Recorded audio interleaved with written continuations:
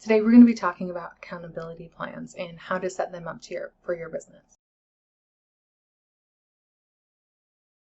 My name is Toni Cameron with TLDR Accounting, and we provide tax and accounting services to therapy practices and small business owners. So accountability plans.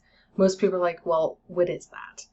The easiest way to think about an accountability plan is how to prove you have expenses that needed to be reimbursed for the business. So that's like you go to Staples, you forget your business credit card because you don't bring it with you, so you're not tempted to buy things, and you run across, ink cartridges for your printer, and you're out, you need to grab some. Normally you get them from Amazon, but they're on sale. So you take your personal credit card, you use that, you buy these ink cartridges, which are for your business.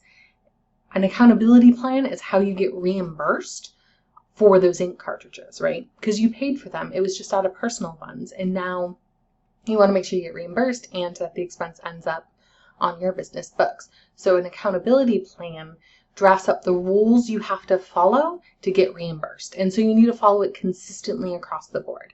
So if you have employees, your employees know what's involved on the plan. If you don't have employees, it's a little bit easier since it's just you.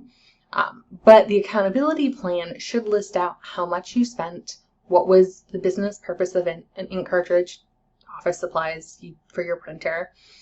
If it's for travel, you need the time, where you went, what the business purpose was.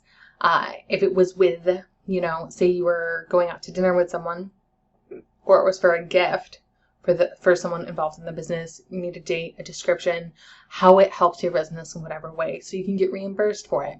Now, most of the time when I talk about accountability plans, it's because you have an S corporation and we're looking at things like a home office deduction, because if you're an S corporation, it needs to run through your accountability plan. Or mileage, so you're getting reimbursed for mileage because the S corporation doesn't own your car, and you had to drive out 200 miles down to Yakima for a meeting or a CPE or something like that, and so you want to get reimbursed. And so listing something in your accountability plan is how you go about and do reimbursement.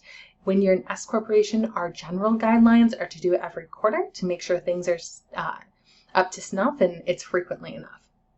So what happens with that is we have a spreadsheet we send over to our clients, and on it, it's just keeping track of things like how many miles, what is your mileage reimbursement, what is your cell phone reimbursement if your company doesn't pay it directly, or if you had expenses that you paid personally that should have been reimbursed, what are they, and let's get them on them. And then what happens is once a quarter or once a year, you get a disbursement to pay those off on your personal credit card and record the expenses on your company books.